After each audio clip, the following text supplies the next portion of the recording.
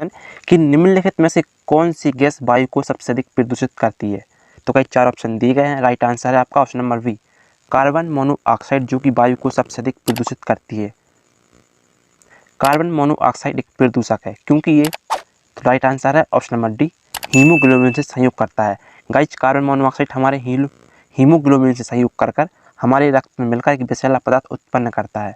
तो इसका option number D right answer है कि कार्बन मोनोऑक्साइड एक कि प्रदूषक है जो कि हमारे हीमोग्लोबिन से संयोग करता है। वायु प्रदूषण को कम किया जा सकता है। तो ऑप्शन नंबर बी, वृक्षों द्वारा। तो गाइज हम वायु प्रदूषण को कम कर सकते हैं, तो किस प्रकार से? वृक्षों को लगाकर। गाइज आप हमारे चैनल पर नए होना तो प्लीज़ चैनल को सब्सक्राइब कर लें और बेल आइकन को प्रेस कर लें, क्योंकि मैं आपके लिए ऐसे वीडियो लाता रहता हूं। और गाइज एक ही मैं हूं जो कि हर एक सब्जेक्ट को टॉपिक वाइज कराने वाला हूं। तो गाइज आपने सब्सक्राइब नहीं किया ना तो प्लीज़ सब्सक्राइब कर लेना। बम्बई और कोलकाता जैसे शहरों में प्रमुख वायु प्रदूषक है। तो option number A, carbon monoxide और सल्फर डाइऑक्साइड। विश्व पर्यावरण दिवस किस तिथि को मनाया जाता है? तो आपको तो पता ही होगा किस तिथि को मनाया जाता है। ऑप्शन नंबर ए, 5 जून को। पृथ्वी दिवस कब मनाया जाता है? तो ऑप्शन नंबर ए, 22 अप्रैल को। इसके अलावा 22 मार्च को हम मनाते हैं जल दिवस। क्या मनाते हैं? जल दिवस। और 22 अप्रैल को पृथ्वी दिवस। केंद्रीय प्रदूषण नियंत्रण बोर्ड कहाँ पर है? तो ऑप्शन नंबर ए, नई दिल्ली में है। 3 दिसंबर 1984 को भोपाल की यूनियन कार्बाइड फैक्ट्री में किस गैस के कारण दुर्घटना हुई थी? गाइस इस घटना के कारण लगभग 20,000 लोग मारे गए थे। तो गाइस इसका राइट आंसर है option number A, methyl isocyanide gas का रिसाव हुआ था, जिस कारण वहां पर 20,000 लोग मारे गए थे। उर्वरक के अत्यधिक प्रयोग से होता है। तो ऑप्शन नंबर डी, उपरोक्त सभी। कि उर्वरक के अत्यधिक प्रयोग से आपका मृदा प्रदूषण, जल प्रदूषण और वायु प्रदूषण तीनों होते हैं। वायु प्रदूषकों का विश्वसनीय संकेतक है। तो ऑप्शन नंबर सी, लाइकेंस और मॉस। तो गाइस वायु प्रदूषकों का विश्वसनीय संकेतक कौन है? लाइकेंस और मॉस। मोटर कार से उत्पन्न प्रदूषक जो मानसिक रोग पैदा करता है होता है। ऑप्शन नंबर सी, सीसा या लेड, जो कि मोटर कार से उत्पन्न प्रदूषक है और हमारे कि हमारे मानसिक दिमाग को या फिर मानसिक रोग पैदा करता है। हरित गृह या फिर ग्रीन हाउस गैसें कहलाने वाली कि क्या है? कि हरित गृह या ग्रीन हाउस गैसें कहलाने वाली गैसें हैं। तो गाइज हरित गृह या फिर ग्रीन हाउस गैसें कौन कौन सी हैं? तो ऑप्शन नंबर डी आपका क्लोरोफ्लोरोकार्बन, CO2 बोले तो कार्बन डाइऑक्साइड, मीथेन और नाइट्रोजन डाइऑक्साइड आपकी ये ग्रीन हाउस गैसें हैं। कौन सी गैस पृथ्वी पर हरित गृह प्रभाव में सर्वाधिक योगदान करती है? तो option number C, CO2। Carbon dioxide guys आपकी बोले तो प्रमुख ग्रीन हाउस गैस है। मेट्रोपॉलिटन नगरों में प्रदूषण का प्रमुख स्रोत है। तो ऑप्शन नंबर बी, स्वतः चलित वाहन। विश्व पर्यावरण संरक्षण दिवस कब मनाया जाता है? तो ऑप्शन नंबर बी, 26 नवंबर को हम विश्व पर्यावरण संरक्षण दिवस मनाते हैं। पर्यावरण संरक्षण के लिए कौन सी अंतर्राष्ट्रीय एजेंसी कार्य कर रही है?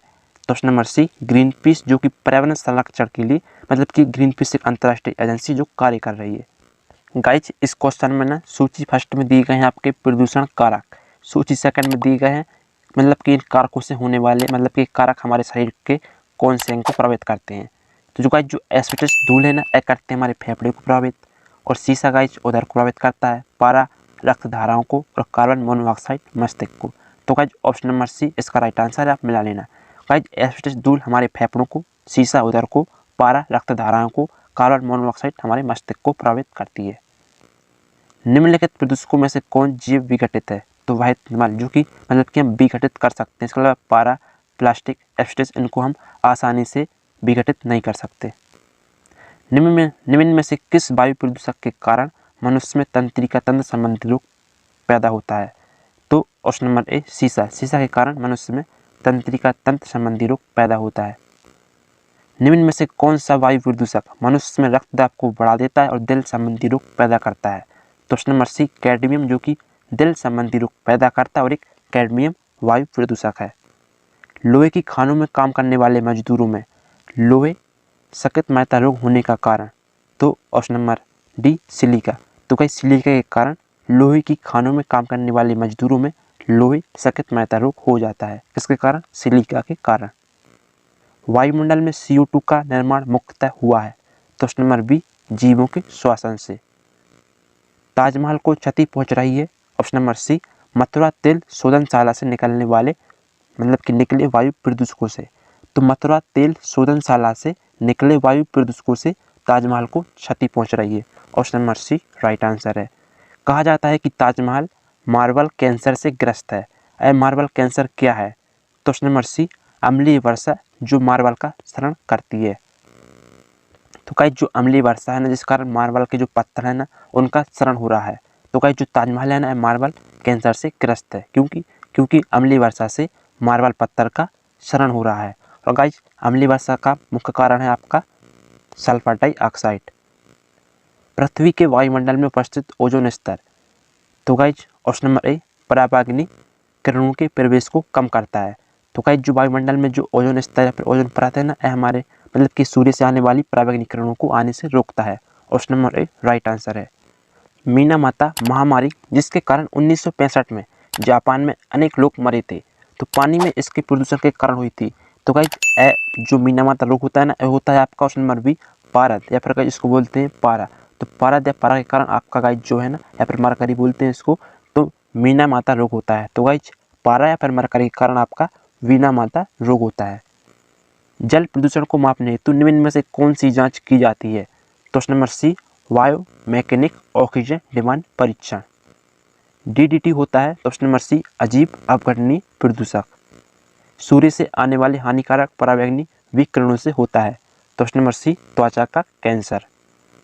नदियों में जल प्रदूषण की माप की जाती है तो ऑप्शन नंबर डी O2 की घुली हुई मात्रा से। किससे? O2 की घुली हुई मात्रा से।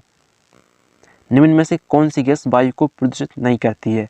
तो option number A carbon dioxide जो कि आपकी वायु को प्रदूषित नहीं करती। इसके अलावा carbon monoxide, nitrogen dioxide, sulphur dioxide आपके वायु को प्रदूषित करती हैं। प्रकाश रसायन स्मोक इस आम क्रिया का परिणाम है। तो गाइस प्रकाश रसायन स्मोक आपका किस क्रिया का परिणाम है? ऑप्शन नंबर सी सूर्य की प्रकाश की उपस्थिति में नाइट्रोजन डाइऑक्साइड, ओजोन और परऑक्सी एसिटिल नाइट्रेट का। तो गाइस प्रकाश रसायन स्मोक आपकी किस क्रिया का परिणाम है? सूर्य की उपस्थिति में नाइट्रोजन डाइऑक्साइड, ओजोन और परऑक्सी एसिटिल नाइट्रेट का। निम्न में से कौन एक वाहन प्रदूषण का भाग नहीं है?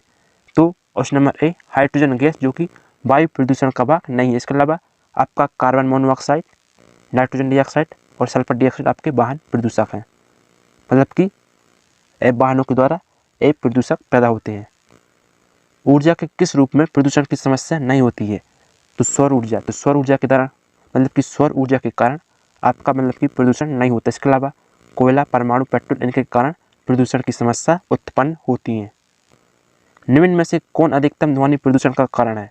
तो ऑप्शन नंबर डी जेट उड़ान जो कि अधिकतम ध्वनि प्रदूषण का कारण है। राष्ट्रीय पर्यावरण अभियांत्रिकी संस्थान कहाँ स्थित है?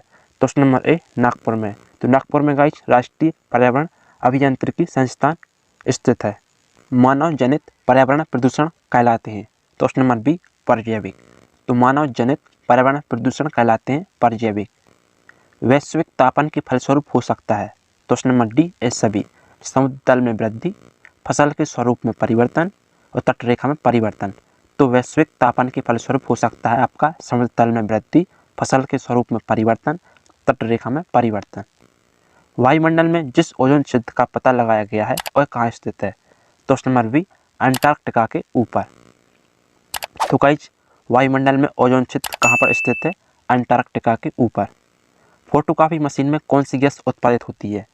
तो गाइस फोटोकॉपी मशीन में कौन सी गैस उत्पादित होती है? Option number A ozone. सर्वाधिक ओजोन क्षयकारी गैस कौन सी है? तो ऑप्शन नंबर ए क्लोरोफ्लोरोकार्बन। निम्न में से कौन सी गैस वैश्विक उष्णता के लिए उत्तरदायी है? तो ऑप्शन नंबर सी CO2 और मीथेन जो कि वैश्विक उष्णता के लिए उत्तरदायी है। वायुमंडल में उपस्थित ओजोन परत अवशोषित करती है। तो किसको अवशोषित करती है? अल्ट्रावायलेट किरणों को या फिर पराबैंगनी किरणों को। तेजाब वर्षा पर्यावरण में निम्न प्रदूषण से होती है। तो option number D nitrous oxide एवं CO2 के कारण। तो तेजाब वर्षा फिर अम्लीय वर्षा आपकी नाइट्रस ऑक्साइड या फिर CO2 के कारण होती है। हरित गृह प्रभाव का अर्थ है ऑप्शन नंबर ए वायुमंडल में ग्रीन हाउस गैसों के घनीकरण के कारण वायुमंडल के तापमान का बढ़ना। तो हरित गृह प्रभाव क्या है? वायुमंडल में ग्रीन हाउस गैसों के घनीकरण के कारण वायुमंडल के तापमान का बढ़ना। ब्राउन एयर शब्द का प्रयोग किसके लिए किया जाता है? तो ऑप्शन नंबर बी प्रकाश रासायनिक धुआं के लिए क्या बोला जाता है? Brown air. प्राध्वनिक जेट प्रदूषण पैदा करता है पतला करके। गाइज जो प्राध्वनिक जेट होते हैं ना प्रदूषण पैदा करते हैं जिससे कि O3 परत पतली होती जा रही है। तो प्राध्वनिक जेट प्रदूषण पैदा करते हैं जिससे कि ओजोन परत पतली होती जा रही है। फ्लाई ऐश वातावरण प्रदूषक है जो इसके द्वारा उत्पन्न होता है। तो option number A thermal power plant. तो गाइज फ्लाई ऐश एक वातावरण प्रदूषक है जो कि थर्मल पावर प्लांट के द्वारा उत्पन्न होता है। पेरोक्सी एसिटिल नाइट्रेट या फिर PAN क्या है? तो ऑप्शन नंबर सी गौण प्रदूषक। भूमिगत जल को दूषित करने वाले अजैविक प्रदूषक हैं। तो ऑप्शन नंबर बी शैवाल। तो भूमिगत जल को दूषित करने वाले अजैविक प्रदूषक शैवाल।